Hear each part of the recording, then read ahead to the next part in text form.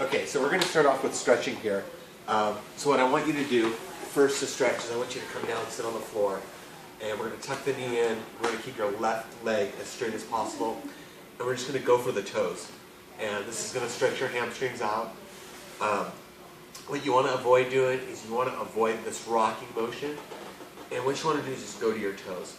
And we're going to keep that hold. It's going to burn the bottom of your leg, the hamstring part of your leg.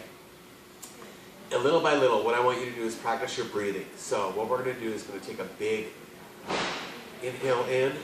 And then as you exhale out, you're going to be able to go just a little bit further on that exhale. And we're going to go ahead and keep that stretch as that little further out. You're going to hold it for about 10-15 seconds. And then what I want you to do is also just take another breath out. Just in and you're going to be able to see that every time you do that, when you breathe and you exhale, your muscle's going to be able to extract and you're going to go just a little bit further. So once you're done with this left leg, I say spend about a minute on each leg. We're going to go over and switch and go over to the right leg. And we're going to do the same thing. So if you can get to your toes, that's great. If this is all you can get to is your ankle or the tongue of your shoe, that's perfectly fine too. You might find that one leg is a little tighter than the other. As you go through, just again, if this is all you got, that's okay. If you can get all the way to your toe, that's even better. And we're going to hold that stretch until stretch the bottom of the leg again. And then we're just going to have a big exhale, and you see how I can go just a little bit further every time I do that. From there, the next stretch, we're going to come in and we're going to do a butterfly. So bringing your legs in, bottom together. And I don't want you to fly the knees. I just want you to push down and just keep pushing down. That's going to stretch the inner thigh area. Spend about a minute to 2 minutes doing that stretch. Then I want you to come back and put your right leg back, and your left leg is going to be completely straight forward. The whole leg is on the ground. Come back, and we're just going to lean back. What that's going to do is stretch the quad on that leg. And again, you want to avoid doing this rocking motion, but you do want to lay back and just let it burn. And no matter how far you can go, little by little each week, you're going to be able to go just a little bit further, and it's going to increase your flexibility. Stretch the right leg. Same thing with the left leg. Stretching out your back is going to look like this. And what we're going to do is we're going to come down, and we're going to just stretch that out, and you're going to try to move your glutes, which is your butt, and move them down to your heels of your heel. Really just stretch those arms both forward. That's going to stretch out your back area. And finally, for the upper body, what I want you to do is I want you to touch the upper part of your shoulder, the back area, and pull down on the elbow with that knee. What that's going to do is that's going to stretch out the tricep. Spend about a minute on one arm. You're going to come over and spend about another minute on the other arm doing that. Another good one is just to come across and take your right arm, put it forward, left arm across. Just with a push that's going to stretch the chest out as you do that. And then switch to this side as soon as you're done with that one. Spend about a minute or two per side.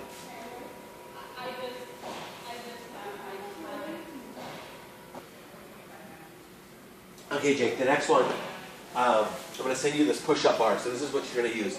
The reason why we have this push-up bar, with all the motorcyclists I've ever dealt with, everyone has broken their wrist at least once. So as we talk, being in this position is really uncomfortable with your wrist for a long period of time. However, if you see the bars that I designed and made here, your wrist is nice and straight. So you're going to come up, feet nice and straight on the push-up bar, and we're going to focus on keeping your entire body straight. And we're going to come down, chest out as far as you can, and we're going to do that 10 times. And your goal here is not to come here, and you want to be careful not to have your arms out in front of you when you do a push-up. When your arms are out in front, you're going to be using more of your shoulder. And so when you're pushing like this, it's an awkward position on your shoulder, and it's going to work a different part of the body than I want you to work. Our goal is to be in the chest area, not in your shoulders. So you want to make sure your chest is over the bar, hands are underneath you, your body is straight, and we're just going to come down and up. Okay, next one is going to be forearms up. This might be a new workout for you that you haven't done, but I want you down on your forearm. This is kind of a plank position, and I want you to come up and down. Alternate which hand comes up and down. And you're always going to stay on the forearms as you do that.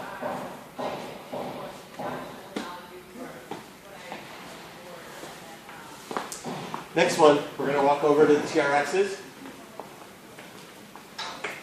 So the TRX system looks like this. It's going to come as two units.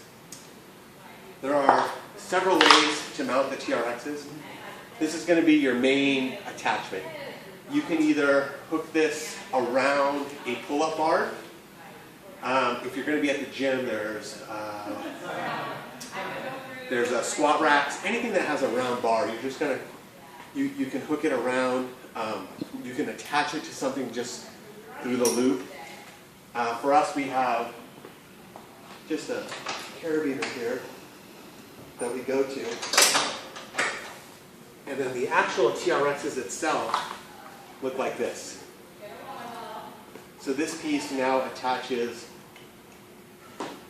into here, into the yellow. And the moves for the TRXs look like this. So the TRX row that I described for you in your workout, you get to set the tension. Okay, so you're going to lean back like this against the TRXs, and you're going to, and the palms down. Okay, and a TRX row looks like that. You're going about chin level. You want to avoid coming down to your chest. So chin level, and you're going to row. Try to keep the body as straight as possible. The further back you stand, the easier it is. The further forward you stand, the harder it gets.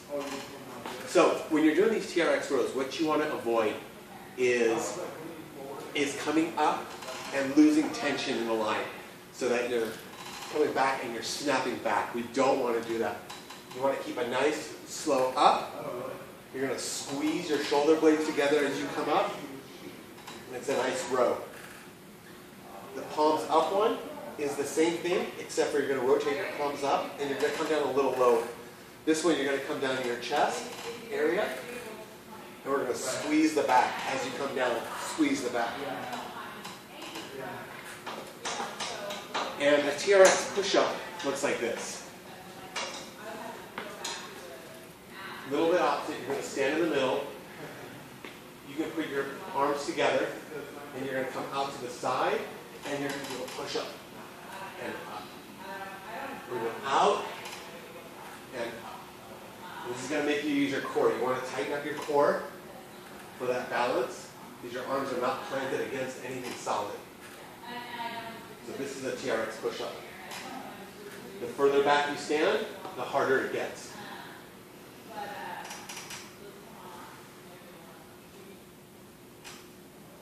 The further forward you stand, the easier it gets. So you want to find that spot that's perfect for you.